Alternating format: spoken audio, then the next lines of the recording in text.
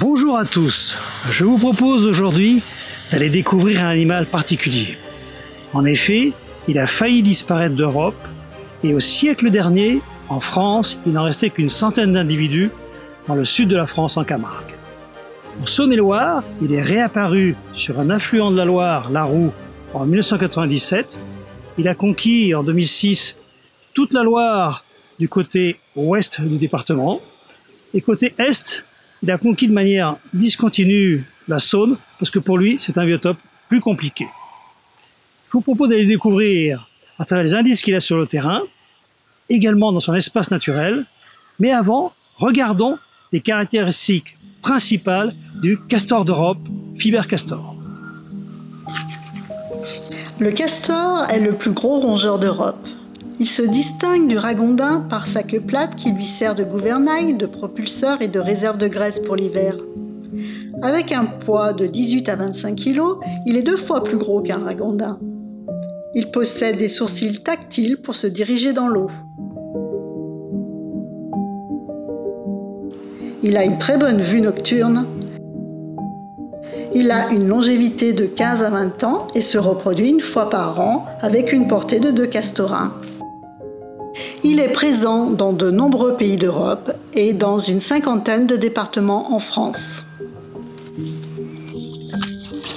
Bien, maintenant que nous en savons plus sur le castor européen, qui est différent de son cousin du Canada, nous allons essayer de trouver des indices de présence pour vérifier qu'il y a bien du castor dans le secteur. Allez, suivez-moi. Voilà, nous avons là un bel exemple d'un chantier de coupe de castor. Alors, vraisemblablement de l'an dernier, puisque le bois n'a pas conservé sa couleur blanche de l'aubier, il est devenu brun. C'est une coupe, vous voyez, en biseau, comme s'il y avait eu un taille-crayon. C'est une coupe qu'on appelle en K, puisque quand le castor commence à manger son arbre pour l'abattre, il le mange, il le grignote en forme de K. Ce qu'on remarque aussi, c'est que le castor n'est pas un destructeur de la végétation, contrairement à ce qu'on pourrait penser. Cet arbre abattu, c'est la stratégie du castor, il l'abat pour récupérer le houppier, c'est-à-dire le haut de l'arbre.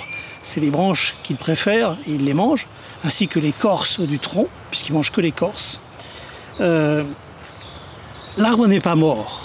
Et on voit à travers les rejets que cet arbre va générer plusieurs autres arbres.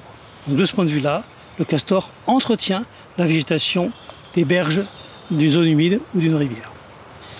Bon, on dit de lui que c'est un ingénieur des écosystèmes parce qu'il fait des barrages, des ouvrages hydrauliques pour maintenir le niveau d'eau au niveau de son terrier-hutte, afin qu'il y ait toujours une entrée sous-marine lui permettant d'accéder à son terrier. Il fait d'autres barrages hydrauliques pour faire monter le niveau d'eau dans des zones qui lui permettent d'accéder à la nourriture le long des berges. Maintenant que nous en savons plus sur le castor d'Europe, il ne reste plus qu'à aller l'observer directement sur le terrain.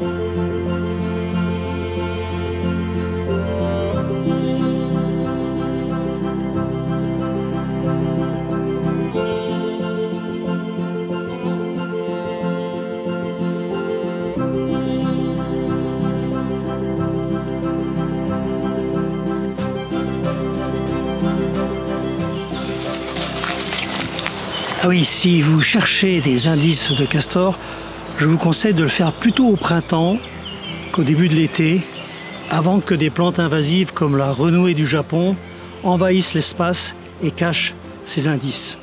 Et d'ailleurs, je vais vous en montrer un. Bien, à proximité des chantiers de coupe, on trouve forcément l'accès du castor à la fois à la rivière et à la fois à sa zone de nourriture. On appelle ça un toboggan, puisqu'il se laisse glisser dans la rivière, et quand il y monte, il s'accroche à la terre et il accède à sa zone de nourriture. Donc c'est une forme de toboggan, je ne sais pas si vous le voyez là, il est ici. Et souvent aussi on trouve dans ces secteurs une marque, un marquage du castor qu'on appelle un casterium. Il fait un petit tas de terre avec ses pattes avant et il laisse son odeur pour marquer le territoire. En gros, pour dire aux autres castors, ici c'est mon secteur, c'est mon réfectoire, personne ne doit y pénétrer. Donc c'est le petit tas là que l'on voit ici. Si on sent, ça sent une petite odeur musquée, une petite odeur de goudron.